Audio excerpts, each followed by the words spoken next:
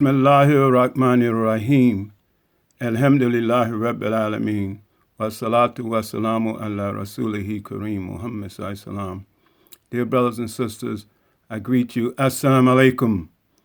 I just want to take a few minutes and share what I can, very important information in relation to this, but in a bigger way, of those relating to me and the Imam, to remind us all what Allah says in the Quran in Surah 35, the originator, that whatever Allah opens up to you of His mercy, there is none that can stop it. So if Allah intends for you to have something, no matter what it looks like, somebody got in the way or intentional, that Allah will give it to you. So here, I just mentioned that.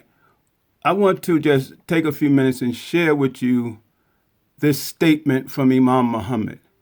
Not even so much the statement, but as I've shared with you before, that Imam Muhammad and our communication, I wrote him more than he wrote me. He wrote me back a few times, but most of our communications was in person. But they were not planned meetings. And I told you a few times, phone calls. He called me. Okay, so here, I just want to tell you, in 1991, as you all know, I had written this book, Religion of Islam and the Nation of Islam. The Religion of Islam and the Nation of Islam, what is the difference? I've shown this before, but this is very important, what I want to share with you here in relations to that. So I wrote that book just like a regular brother, like you all, trying to help the community, help the Imam, etc., give a proper image. So, I was a writer in that way, and I was sort of a loner, because it takes time to write, etc. But anyway, Imam Muhammad gave me a phone call. This was in April 91. I wrote the book. Had advertised it, but, just did my usual, just as a believer like you all. So Imam Muhammad called me and said, Brother El-Amin, that's what he called me most of the time.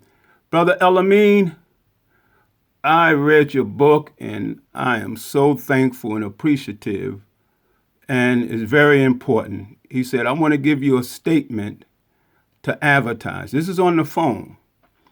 And I wrote it down and put this in the Muslim Journal and advertised it. And this is what I did. And this is his statement. But it was a phone. He called me on it. He called me.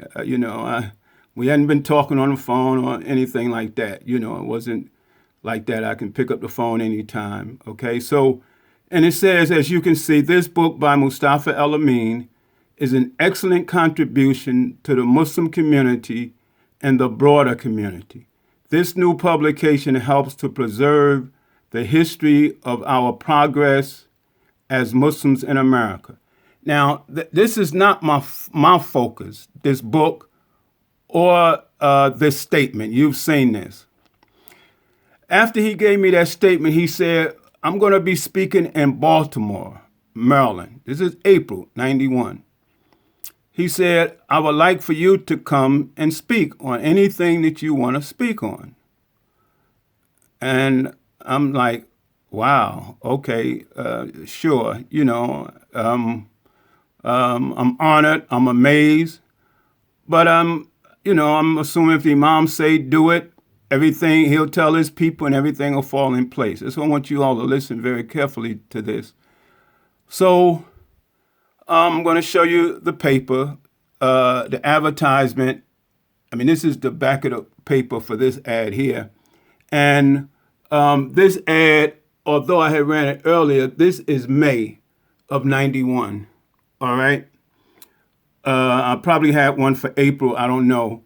But anyway, I'm going to show you the ad for April. So I'm supposed to come to Baltimore and make some comments behind the Imam or before the Imam. However it was going to go. It was my first time. So I'm assuming that, everything is set up. He'll let everybody know and they're going to go and do the right thing. Okay, this is what I want you to always remember. You keep the faith in Allah and nobody can stop you if Allah wants you to have something. So now I'm going to show you the ad for Baltimore. Okay? So I'm showing you this because what happened in Baltimore led to something much bigger and more significant. So you see this here, public invited to hear public address by Imam W.D. Muhammad, Muslim American spokesman for human salvation. Topic, subject, Islam promotion of peace. So this is Sunday, April 28th. Now, I drive all the way down. I drive down from Newark here to Maryland. And also, I'll get to the other thing here. I don't want to move too fast. So we get down to Maryland.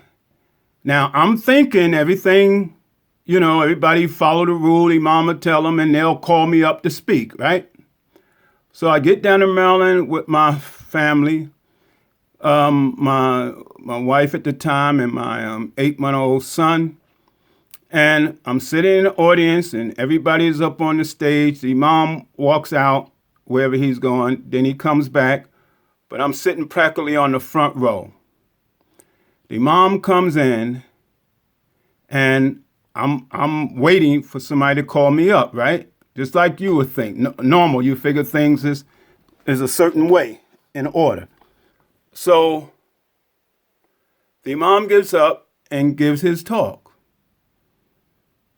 After he finishes, I walk up by the stage, and he says, "Where was you at?" I said, "I was right here in the audience."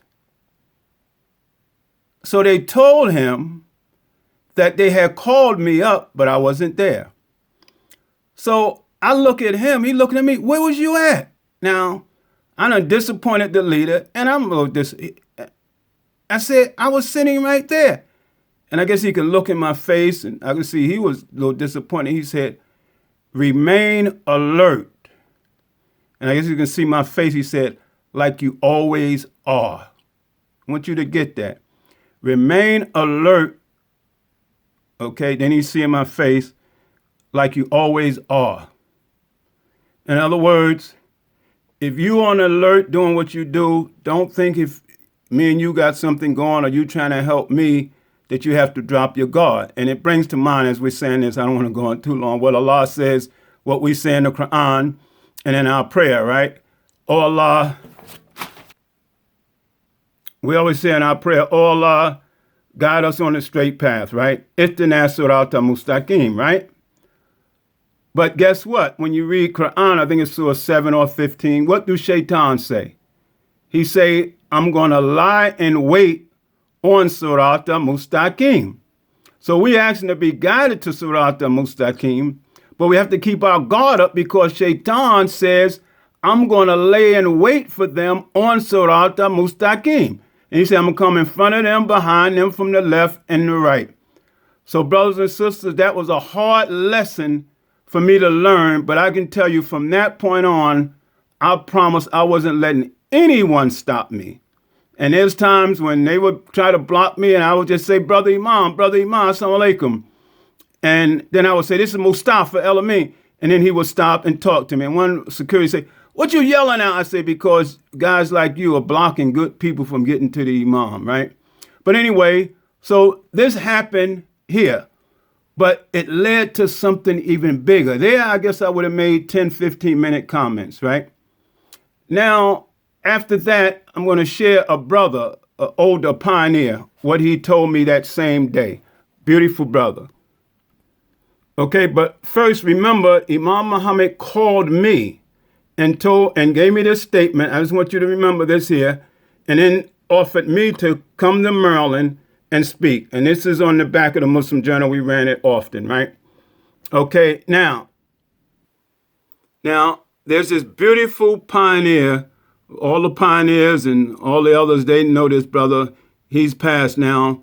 Brother Chevis Muwakil. He headed up the Pioneers Committee and used to travel everywhere the Imam would go around the country. They would get a bus. He would order my books from me. He would do business and he would take them all over. And this brother was so important that even during the time of the Honorable Elijah Muhammad, when they had nowhere to stay, they stayed at his house. Beautiful pioneer, brother. And so we had a relationship. He's holding my son, who's 8 months old at that time, right? And we were close. So I told him what had happened. This is in Baltimore. And he said to me, and I'm sharing this with you for the past, present, and future, because we love Imam Muhammad and we try to do whatever good we can. But he always told us about another element. This brother said to me, and it stayed with me the whole time. That's why when you see these pictures of the Imam, you didn't see me with him all the time. But when I needed to get to him, I wasn't letting anything stop after this experience. And what this brother said. So take your pen out. This brother said, Brother El-Amin, Imam Muhammad respects you. He likes you. You're working with him in your own way. He said, but always remember this, that Imam Muhammad's friends, listen carefully, Imam Muhammad's friends may or may not become your friends, but his enemies will definitely become your enemies. You hear that? Very helpful. And just think, Imam Muhammad's friends, like you all, you love him, you support him, you follow him, right? And I'm the same way. Somebody the Imam like, you may or may not embrace them. Allah, the brother said, Imam Muhammad's friends may or may not become your friends, but his enemies will definitely become your enemies. So always remember that. You will have people around the Imam, then they're there, then they're gone. Not that they're bad people, but in many cases, the enemies was do things to get good people away from Imam Muhammad, just like many of you all who wrote him, wanted to get around him and people blocking you, etc. And Imam Muhammad's heart was so big, if somebody was working with him and he saw that they were in some kind of danger, even if he didn't tell them, he would remove them. And most time people say, oh, the Imam busted him. So-and-so got busted. And it got so bad, people started looking for people. I mean, it really got bad like that. Every time somebody was helping him, was his assistant or something, they say, hey, let's see how long he gonna last. Then next thing you know, the phone call. Guess what? So-and-so got busted. Now, sometimes they deserve that.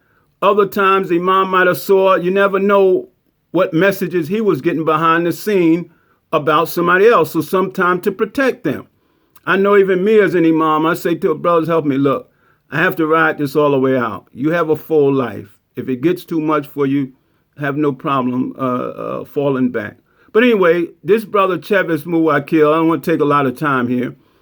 Now, when Imam Muhammad, I'm going to jump ahead, came to Masjid Ibrahim in 2003, I mentioned him. Now, this brother has passed.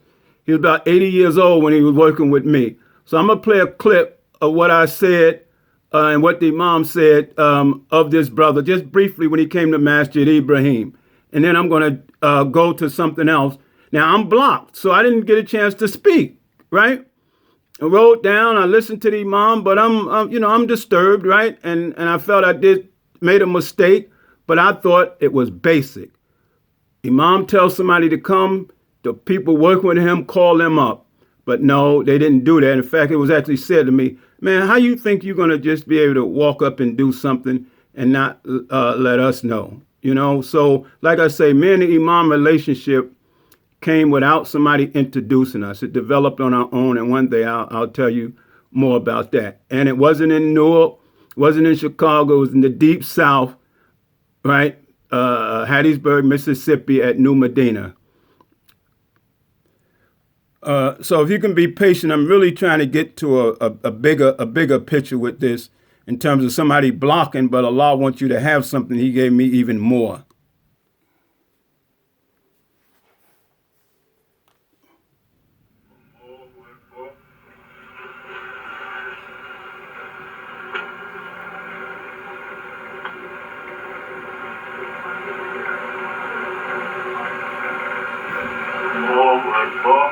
Now you have seen this before, but my point you're gonna hear my point in a minute or so.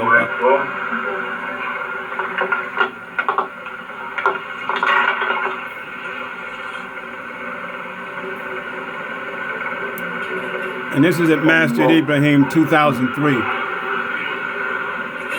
May 29.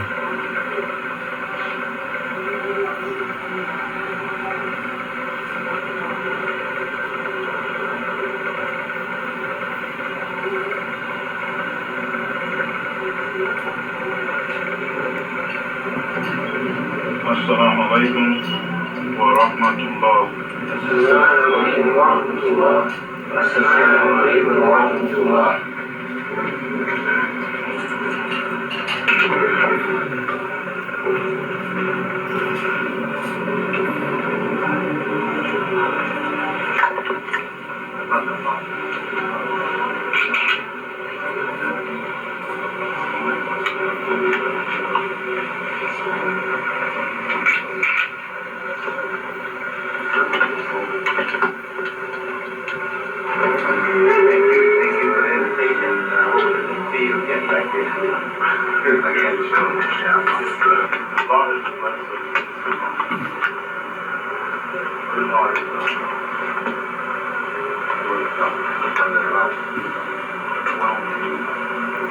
The audio is not that clear, but you want to hear me mention Brother Chevis.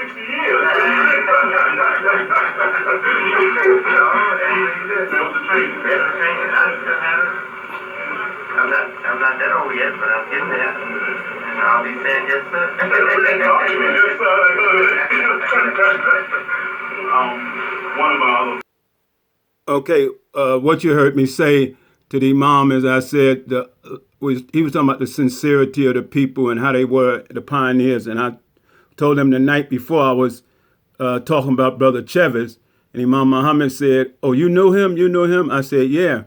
And then, if you couldn't hear it, I said, "Yeah, he was about 80 years old. He had me by 60 years."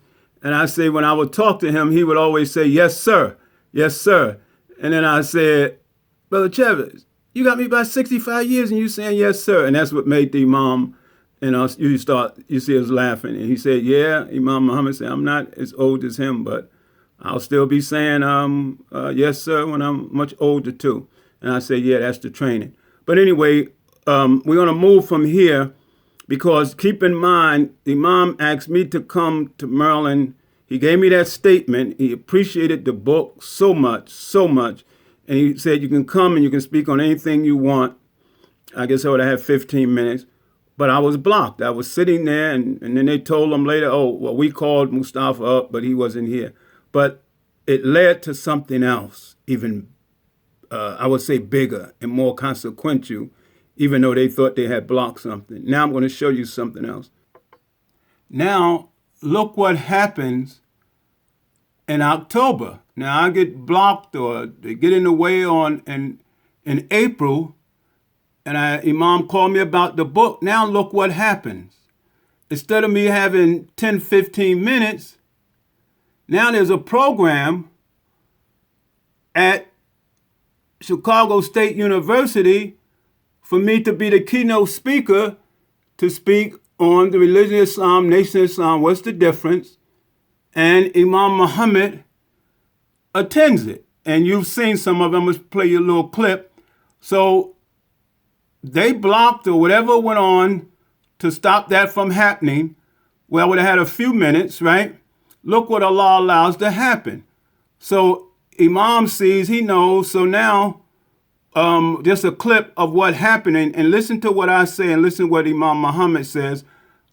Just a clip that I'm going to show you. Okay, just to let you know, brothers and sisters, whatever Allah intends for you to have, no matter what others can do, once Allah opens it up, there's none that can close. And as Muhammad the Prophet ﷺ said, what hit you could not have missed you, and what missed you could not have hit you. What is meant for you. I'm just trying to show you this point here, but we also know some of the other things that was going on that people got in the way for others that was trying to help the Imam. But that's part of the test, and you never give up. You never give up.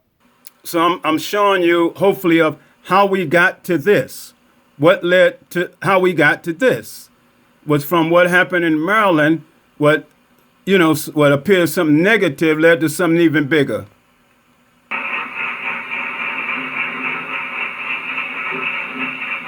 Thank you very much. Brothers and sisters, I hope that we was able to bring some points, some information to you.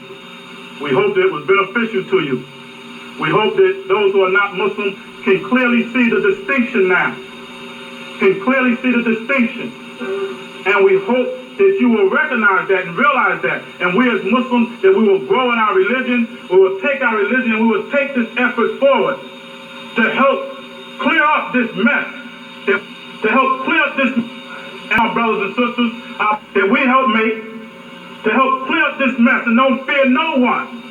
And let us pass the knowledge on, brothers and sisters, our pioneers, pass it on to the younger brothers. Let them move forward from your experience, from your knowledge. Let us go forward. Let us make our mistakes. Let us make some mistakes.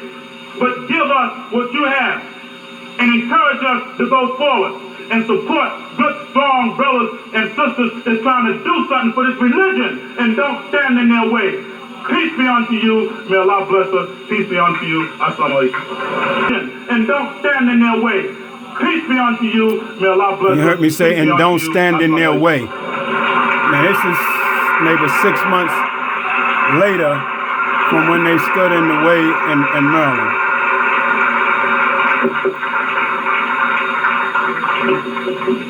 Assalamu alaikum. Excuse me.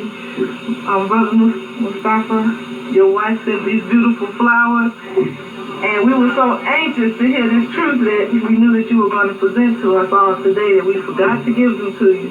And so these are the flowers from your lovely wife.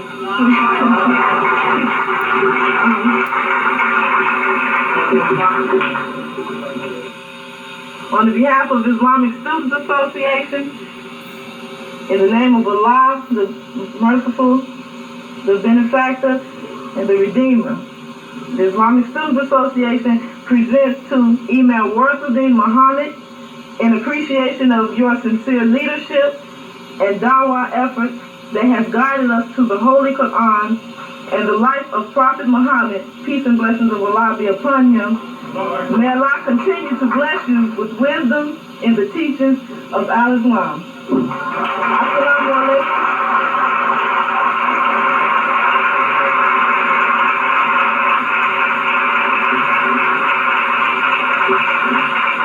Thank you very much. Bismillahirrahmanirrahim. Always trusting God, wishing, praying, the prayer and the blessings beyond the last messenger, prophet of God, Muhammad.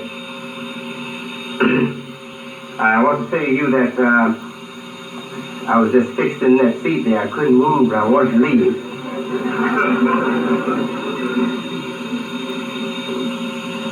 But I went through it for about, most of my life. I was born under the teachings that you were correcting.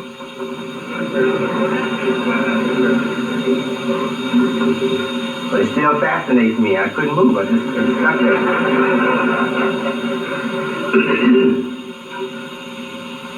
I was told that say some of these people are expecting you to speak, but I think it says guest. Now, not guest speaker, you know. So I'm only here as a guest to witness the occasion, and I've gotten a lot from it. I listened very carefully, and you can't help but have mixed emotions when you've experienced that, you know. I really appreciate the courageous work of the author of the book, and I hope you have some of the books available. Yes, the book is a very worthwhile contribution. Thank you.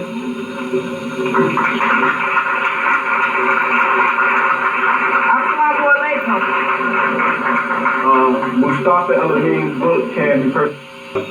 I really appreciate the courageous work of the author of the book, and I hope you have some of the books available. Yes, the book is a very worthwhile contribution. See, so now you see what happened.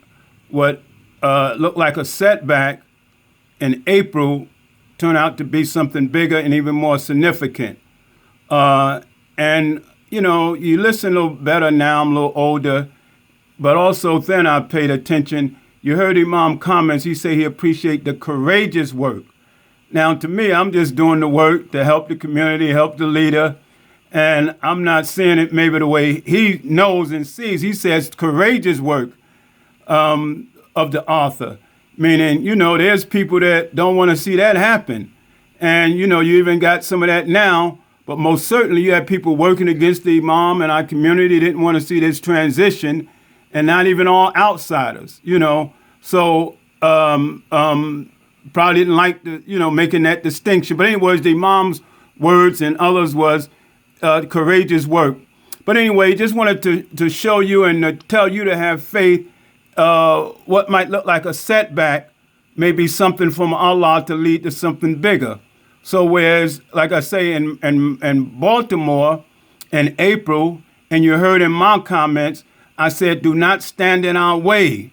Do not stand in our way. But from that point on, I did all that I could to not let anyone stand in my way. I didn't give up. And there were people blocking you. And there were people that said things to me outright.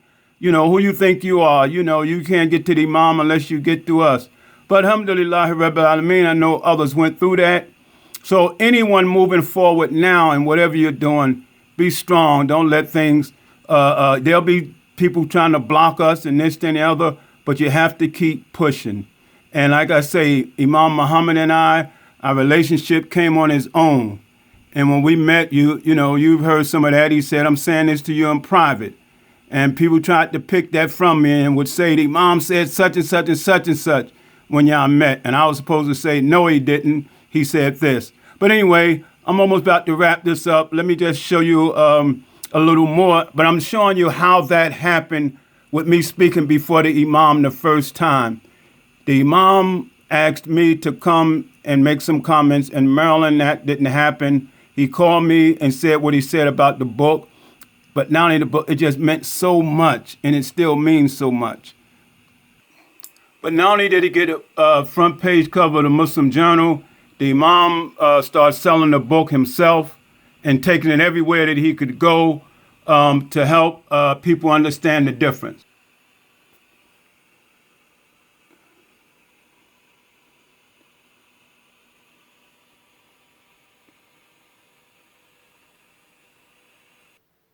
Now, here you see Imam W.D. Muhammad Publications, that the Imam now he starts selling the book himself and taking it wherever he could. He really, really thanked me constantly and appreciated this work that we had done and continued to do, and our relationship just continued to grow.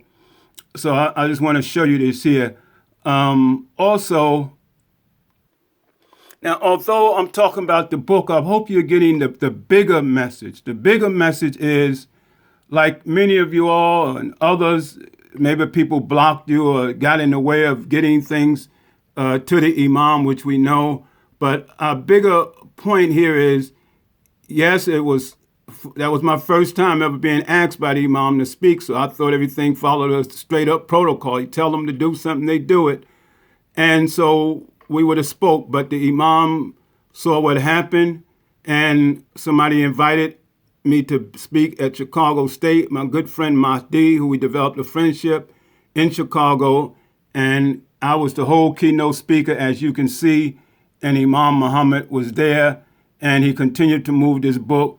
95, 96, I'll show you a clip from 95 when he encouraged people to get it. And then when he was at Princeton University, February 28th, 1996, when they asked him a question about what's the difference. Just like Imam Mustafa El-Amin, the author of the Nation of Islam and Islam, that so clearly showed us the difference between the Nation of Islam and the real religion of Islam. Is that book. I recommend it to anybody that didn't read it. If you have any questions about this is 1995, I think October 5th. Then and what is real, what is Islam, you should read that book. It will help you out a lot. Yes. There was a brother from, actually he was from the Nation of Islam. He was a young man in the Nation of Islam, a teenager in fact. And I believe that he was only about maybe 18 or 19 when the leader of the Nation of Islam passed in 1975. That was my father, Elijah Muhammad. He wrote a book recently on the difference between the Nation of Islam and Islam.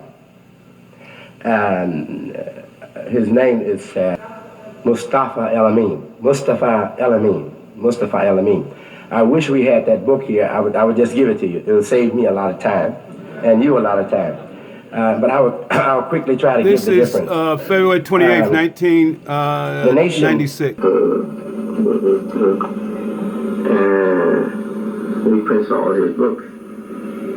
And he has studied the language of the Nation of Islam and my language. And he's written on the two, the Nation of Islam and so I think he'd be a good person to have here. Language sensitive person for the dawah, which is the Nation of Islam and my language, and he's written on the two, the Nation of Islam and so I think he'd be a good person to have here. Language sensitive person for the dawah. Okay, just want you to know that our relationship, it didn't come easy.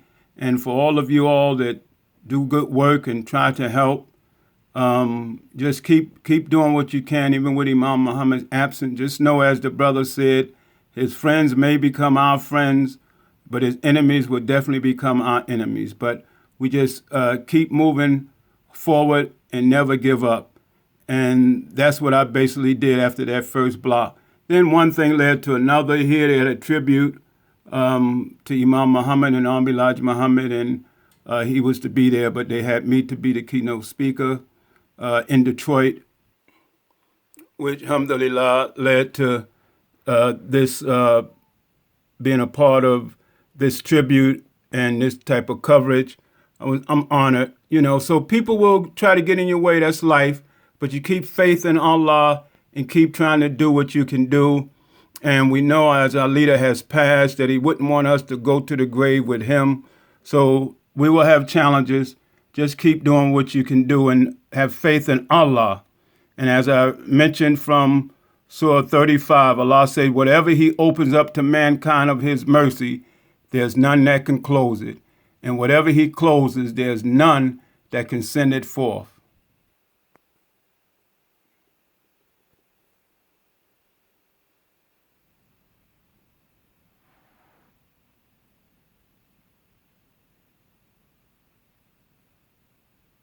At that time, but brother Imam, I'd just like to thank you for the opportunity and thank you for the time and pray Allah to bless you with success and good health, and bless you with great understanding. I know you have great understanding that I'm just overwhelmed, but from my heart, I really want to try to make a contribution to the advancement of Islam here in America, and I really want to do my best.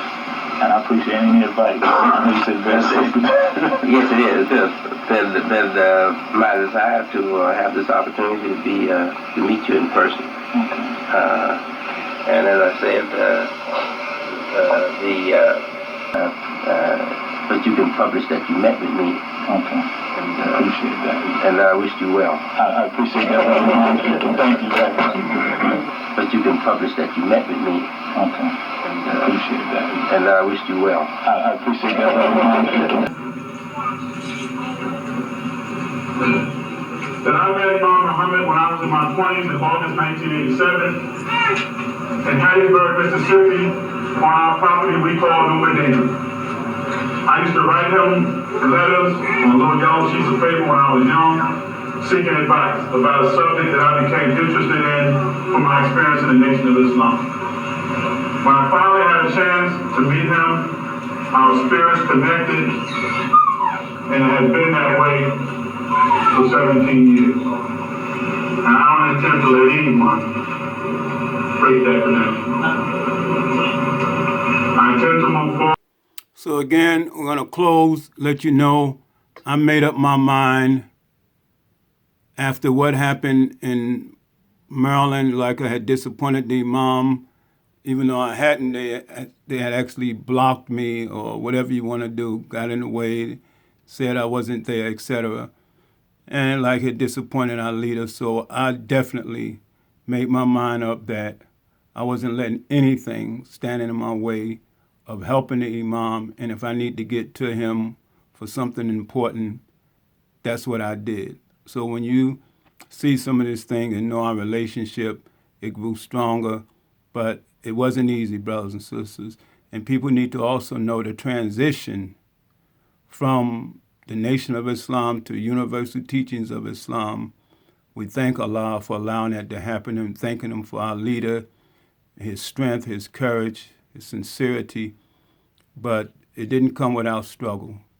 So we thank Allah for all that he's given us, and he say, do you think you'll say you believe and not be tried and tested? For surely we tried and tested those before you. So alhamdulillah, brothers and sisters, may Allah guide us, protect us, and have mercy on us. And I hope I've shared something that may be of some benefit. And then inshallah, we'll get back to that letter, the last thing I wrote, that we covered about 2004, okay, that's relevant to the community as well. Assalamu alaikum.